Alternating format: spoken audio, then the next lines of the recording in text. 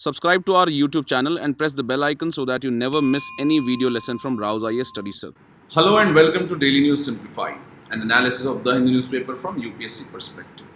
Today we will discuss the Delhi edition of the Hindu newspaper dated 1st August 2020. And the articles that we are going to discuss today are displayed on your screen. So let us start our discussion. Now this article on page number 6 is related to the issue of Afghanistan and the Afghanistan peace process. And in this context, the Taliban has recently announced ceasefire for 3 days during the Eid al-Adha. And the Taliban's ceasefire is an opportunity to kickstart the intra-Afghan peace talks. So this is an important issue for us from the General Studies paper 2 point of view under the topic International Relations. And in this discussion, we will look at various important aspects which will include the US-Taliban peace deal, what are the issues in the functioning of the US-Taliban peace deal. Again, we will look at India's concerns regarding this deal and India's stand on the Afghanistan's peace process. Further, we will look at an important issue, that is, why is Afghanistan important to India? So now the first important aspect that we need to look at is the US-Taliban peace deal and why is this announcement of ceasefire by Taliban important for the Afghanistan's peace process. Now, in the US-Taliban peace deal, there was an important provision regarding the prisoner swap agreement. And based on that, the talks were to be started between the Taliban and the Afghanistan government. And besides the issue of prisoner swap agreement and the talks between Taliban and the Afghanistan government, there was also provision of reduction of the forces of the United States of America in the Afghanistan.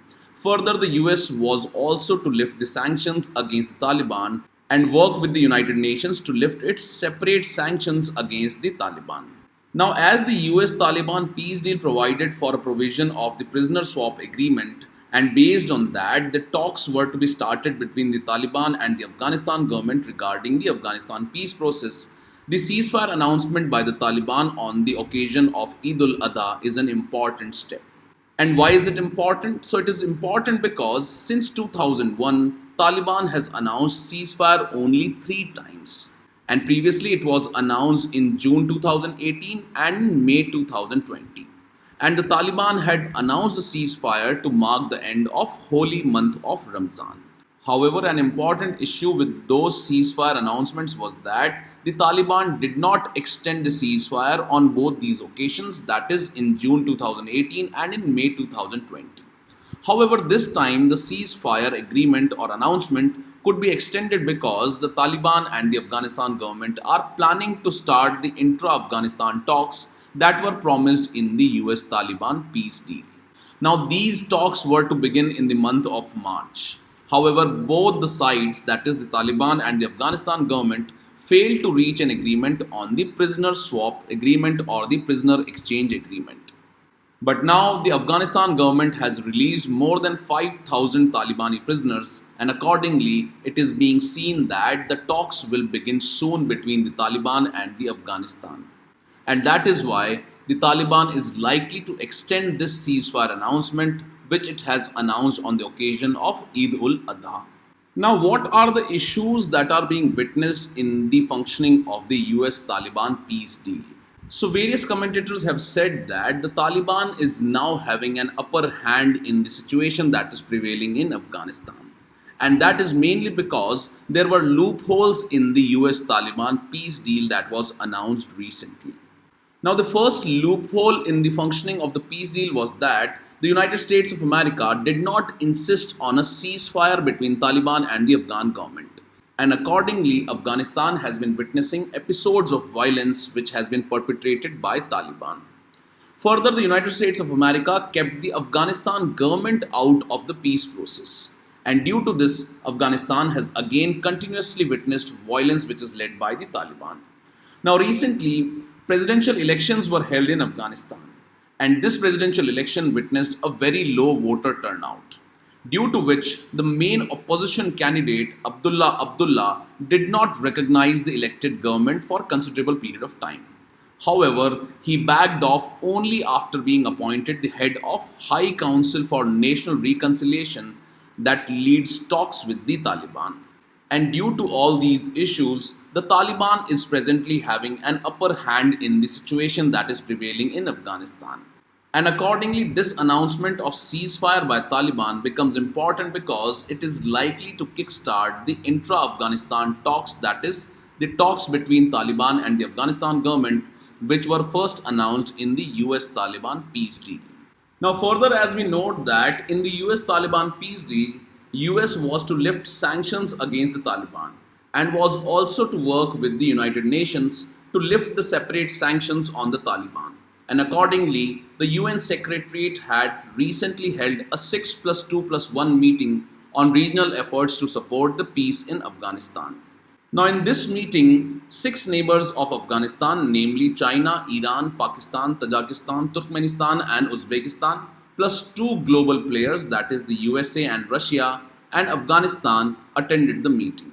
However, India was not invited to this meeting. So, now why India was not invited in this meeting? So, according to the UN Secretariat, India does not share any physical boundary with Afghanistan. Further, India did not support the US Taliban peace process. Further, India has been reluctant to talking to Taliban publicly, and this has contributed to the absence of invitation to India in this UN Secretariat 6 plus 2 plus 1 meeting. So now in this context, let us look at what are India's concerns about the US Taliban peace deal. So we note that India has not recognized the Taliban, and this has mainly been because Taliban has had links with various terror groups like the Lashkar-e-Taiba, the Jaish-e-Mohammed, who have targeted various Indians in Afghanistan. Further, India supports the democratically elected government of Afghanistan because it is being seen as friendly towards India. Further, Taliban as an organization gets a lot of support from Pakistan and the ISI, and hence the Taliban's victory in the peace deal would be a blow to India's effort to reach the Central Asia and to positively engage with the Afghanistan government. Further, we note that if Taliban comes to power, then there are high chances that China will get a free access to Afghanistan, and this will be an important blow to India's strategic interests in the Afghanistan and the Central Asia. Further, as we note that the Taliban has had links with various terrorist organizations which have targeted Indians, and if Taliban comes to power in Afghanistan, then India's efforts to fight terrorism in the Union Territory of Jammu and Kashmir might also suffer a blow. So these are the concerns that have been raised by India regarding the peace deal, and accordingly India has not yet recognized Taliban. So then what is India's stand on the Afghanistan peace process? So according to India, the peace process in Afghanistan has to be Afghanistan led, Afghanistan owned and Afghanistan controlled. That is, there should be minimal interference of the other countries in the peace process of Afghanistan. Further, Afghanistan should build a national consensus for talks with Taliban. That is, it should include all the stakeholders in Afghanistan. Further, India was amongst the countries that had refused to recognize the Taliban regime in Afghanistan during the period of 1996 to 2001. And this was mainly because the Taliban's growth in Afghanistan was being driven by the deep state in Pakistan, that is the Pakistani army and the ISI. So accordingly, India's stand is that the peace process has to be Afghan-led, Afghan-controlled and Afghan-owned. And all the initiatives and processes must include all the sections of Afghanistan's society, which should also include the legitimately elected government. Further, any process should respect the constitutional legacy and the political mandate in Afghanistan.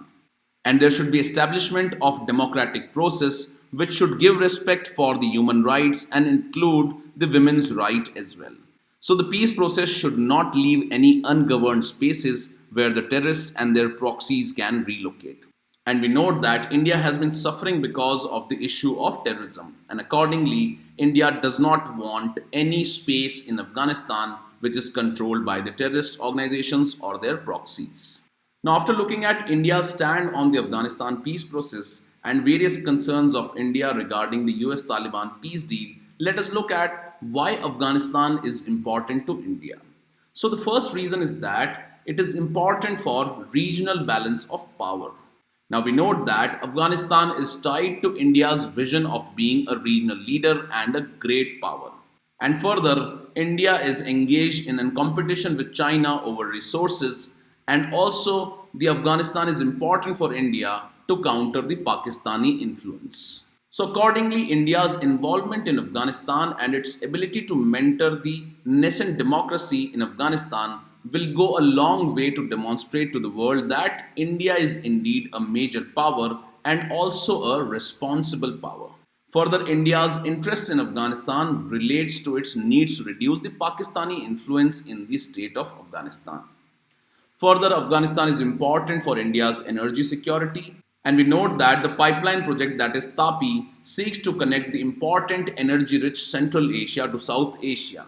And this project would only be possible if there is stability in Afghanistan. So, that is why the stability and peaceful Afghanistan is important for India's energy security as well. Further, Afghanistan is a strategically located country, and it is important for India's access to the landlocked Central Asian countries that border Afghanistan. And we note that India has been involved in the development of the Chabahar port, through which it aims to connect to the Central Asian regions, and in this, Afghanistan is an important player.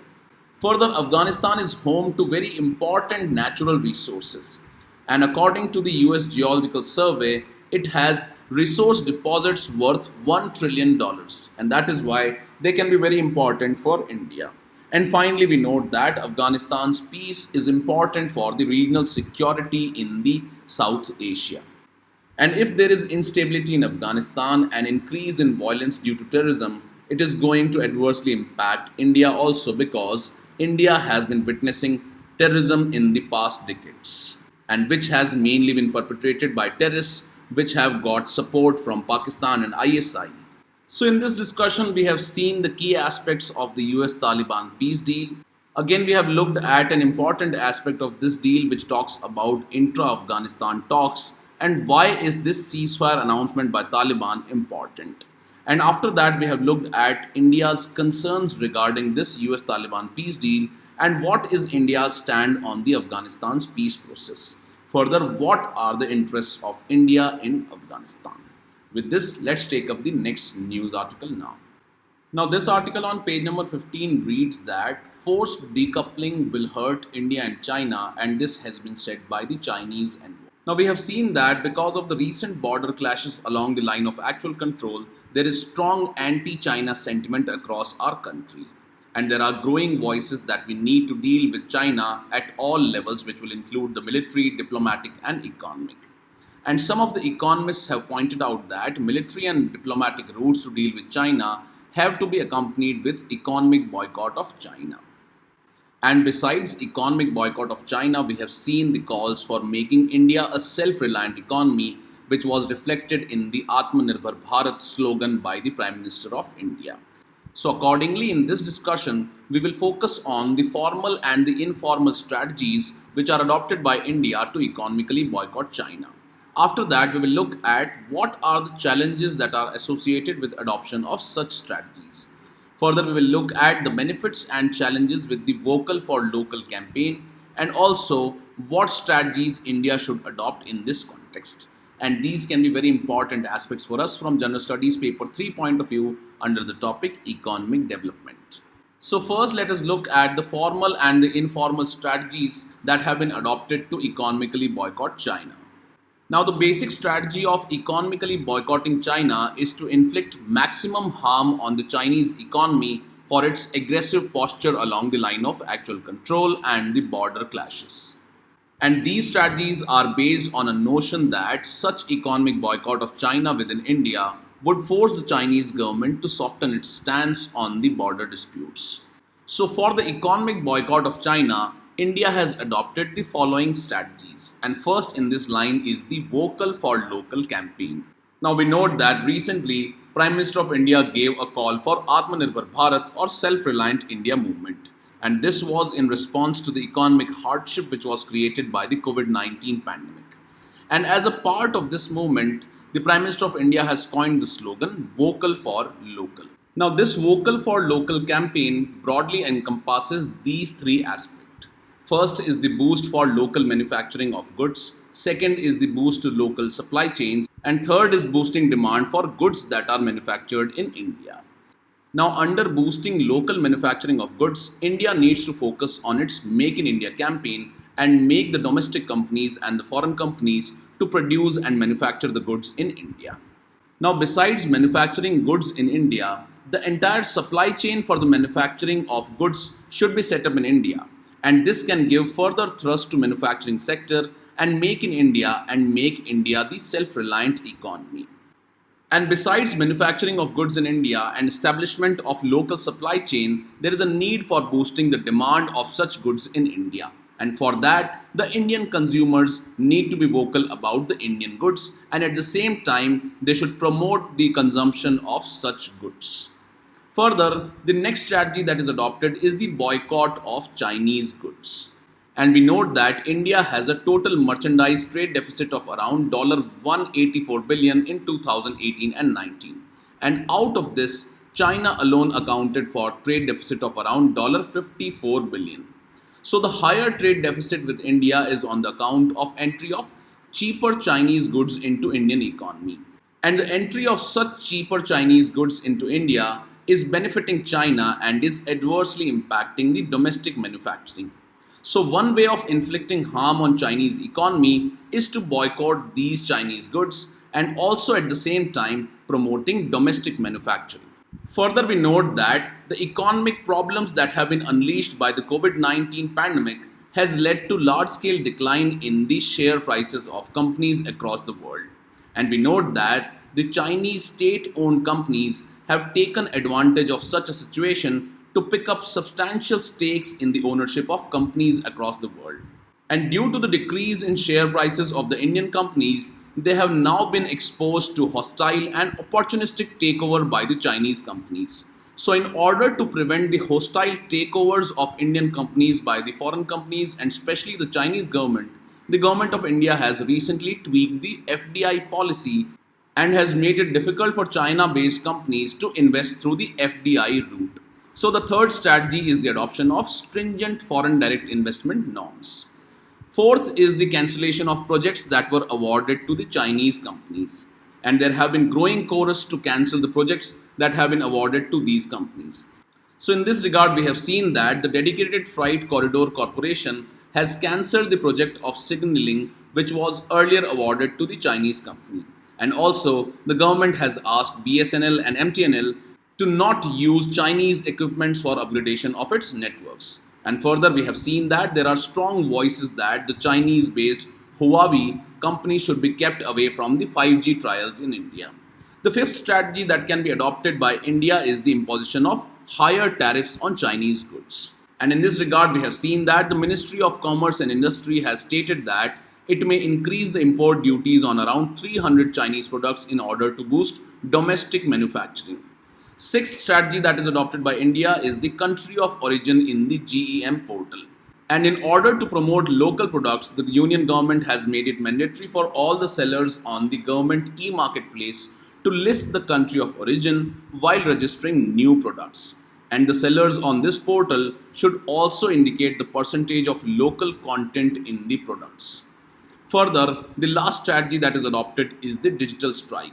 And we note that the government has recently banned 59 Chinese apps. And they include some of the very popular apps like the TikTok, UC Browser, ShareIt and Cam Scanner. And these measures have been undertaken based on credible information that these apps are engaged in activities that are prejudicial to the sovereignty and integrity of India. So now, after looking at the broad strategies that have been adopted by India to economically boycott China, let us look at what are the challenges that are associated with adoption of such strategies. Now, we have seen that the strategies that India has adopted will make it difficult for the Chinese goods and the Chinese companies to enter into Indian domestic market. However, the efficacy of such strategies need to be understood in a broader context. And accordingly, let us understand what are the challenges that are associated with adoption of such strategies. Now, according to various analysts, such moves by India will have minimal impact on Chinese economy. And it is because India accounts for only around 3.1% of the Chinese exports. Further, China's FDI in India stands at around $2.3 billion out of the total $50 billion annual FDI inflows into India. So accordingly, the boycott of Chinese goods would have minimal impact on Chinese goods and companies.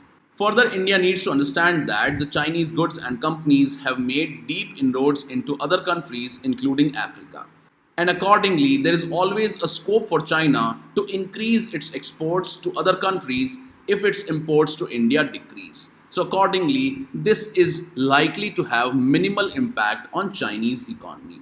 However, at the same time, it can adversely impact the Indian economy. And this is because the boycott of Chinese goods and imposition of higher tariffs on such goods may have an adverse impact on domestic manufacturing and job creation within India. Now, besides having a limited impact on the Chinese economy, the strategies that are adopted by India might have adverse impact on the Indian economy. And the boycott of Chinese goods and imposition of higher tariffs on such goods may have an adverse impact on the domestic manufacturing and job creation within India on the account of nature of trade between the two countries. And boycotting of Chinese goods will impose additional manufacturing costs and lead to loss of jobs. Further, India also needs to be mindful of the fact that in some of the cases, India does not have alternative suppliers. Now, for example, China accounts for almost 3/4 of the global battery manufacturing capacity, and hence India's ability to adopt electric vehicles is critically dependent upon China. So accordingly, adoption of boycotting strategy can have adverse impact on the Indian economy. Further, it can also adversely impact India's exports. And as India is imposing bans on the entry of Chinese goods into Indian domestic market, the Chinese government might also impose additional tariffs on Indian goods that are entering into its domestic market. And this would affect India's exports to China. So in this background, let us look at what are the benefits and the challenges that are associated with the Vocal for Local campaign. Now, the Vocal for Local campaign incentivizes various foreign companies to shift their production base into India. And this is likely to boost the Make in India campaign and also create employment opportunities for India. However, the challenge is that the Make in India was launched in 2014. However, this has not been quite successful due to poor regulatory environment and also hurdles in land acquisition, delays in environmental clearances, and complexity in labor laws. And accordingly, mere slogans will not lead to increase in the foreign direct investment, and it has to be accompanied by deep structural reforms. Second benefit that has been associated with the Vocal for Local campaign is that brands that are global today were initially local and they grew because of consumer support. And hence, buying and promotion of Indian brands will enable such companies to become global brands in future and increase exports from India. However, the challenge that has been cited is that consumers are utility maximizers and they buy goods which are of superior quality and are of low prices. And the challenge is that the Indian goods might not be able to compete with the foreign goods in terms of the quality and the price. Further, consumers also buy foreign goods in order to improve their social status and prestige. Third benefit that has been projected with the Vocal for Local campaign is that it is going to boost the local supply chain and make India self-dependent, and at the same time it will decrease imports into India. However, the challenge associated with this projected benefit is that development of local supply chain requires skilled workforce, and this has been seen in case of China. So accordingly, India needs to focus more on the Skill India campaign rather than focusing on boycotting China. Fourth major benefit that has been projected regarding the Vocal for Local campaign is that higher production of goods of different brands and also increase in choice of goods to the Indian consumers. However, it is said that almost 22% of India's population lives below poverty line, and food, clothing and shelter is of utmost importance for such population. An increase in choice of goods has no meaning for people living at the lower strata. Further, it is said that by adopting Vocal for Local campaign, it will lead to increased demand for Indian goods. It will lead to reduction in dumping of goods by countries like China, and will also improve the trade deficit for India. However, the challenge associated with this is that increased demand for foreign goods such as the Chinese goods is mainly on the account of price competitiveness. And unless the Indian goods are able to match the imported goods in terms of quality and prices, the trade deficit is highly unlikely to improve. And finally, it is said that due to the adoption of vocal for local campaign, it will lead to increase in domestic investment and FDI. Also, it will increase in employment opportunities and will increase the per capita income and will lead to higher demand for goods and increase in investment and FDI. However, the government strategies such as the increase in customs duty, preference to domestic companies and procurement shields the domestic countries from foreign competition.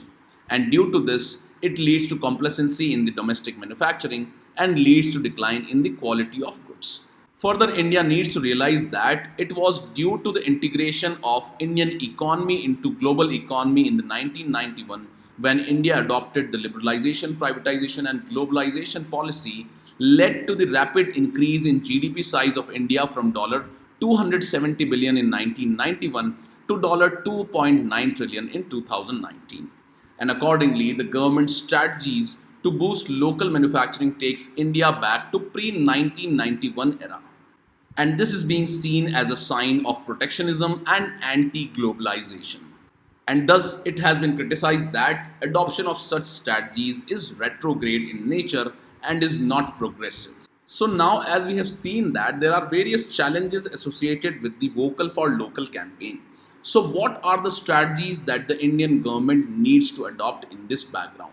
Now, in the era of globalization, it is difficult for countries to become self-dependent. And countries have to rely on other countries for a number of reasons because of cheaper raw materials, market of finished goods, and attraction of FDI and foreign portfolio investment. And hence, India's call for vocal for local must factor in the reality of globalization also. So, India's path towards Atmanirbhar Bharat has to take support of the globalization rather than going against it. And accordingly, the slogan for vocal for local must be accompanied by structural reforms which would make it easier for the foreign companies to establish their base in India. And in this regard, India especially needs to focus on improving its regulatory environment and also improving the ease of doing business in India. Secondly, India needs to focus on providing enhanced skill sets to its young population and at the same time reap the demographic dividend. Further, India needs to ensure free and fair competition between the foreign and domestic companies. And the domestic companies must be encouraged to invest in research and development and also improve the standards of their products and compete with the foreign companies. In this regard, these domestic companies will have to win the support of Indian consumers on the basis of quality, innovation, and prices, and not just on the basis of anti-China sentiment and the nationalistic sentiment. And finally, we note that India aspires to become a $5 trillion economy. So such an aspiration cannot be fulfilled by following closed economic model. And in this regard, India needs to be even more competitive, open and innovative to grow into a larger economy. So the government must refrain from following the protectionist and anti-globalization policies. And at the same time, India should align its vocal for local strategy with that of the globalization. So these are few aspects that are associated with boycotting China in the background of the border clashes between India and China. With this, let's take up the next news article now. Now, this article on page number 6 highlights the issues in the urban local governance which have been exposed due to the COVID-19 pandemic and the inability of such urban local governments in tackling a disaster. So in this regard, it has been said that while weak public health systems is the main reason for the cities being the epicenter of the pandemic, the crisis offers an opportunity to bring in structural reforms in urban local governance to step up our preparedness in case of disasters for future. So in this background, let us look at the various issues in the urban local bodies which can be important for us from the General Studies paper 2 point of view under the topic Constitution and Polity. So in this regard, it has been said that there is lack of decentralization in the urban local bodies. And it is said that the urban local bodies in India, and particularly the municipal corporations which are designed for cities more than 3 lakh population, are not representative in nature. Now, why is it so? So, this is because although the mayors are the head of the municipal corporation, they act only as titular heads, and these bodies are effectively run by the municipal commissioners who are the members of Indian Administrative Services. Further, the mayor is indirectly elected among the members of council for various tenures. And in Mumbai, this tenure is about 2.5 years, and in Delhi and Bangalore, it is about 1 year. So, accordingly, the second ARC has recommended that there is a need for 5 years of fixed tenure for the mayors. And in addition to this, the mayor should be directly elected by the people and not indirectly as has been given in the constitution presently. Secondly, there is lack of robust integrated planning in the urban areas. And we note that according to the 74th Constitutional Amendment Act, it provides for the creation of metropolitan planning committees. And these committees are to prepare a developmental plan for the metropolitan area, and which in turn shall be integrated into the state plan. Now, according to a recent report, only 9 out of the 18 metropolitan cities have constituted these metropolitan planning committees.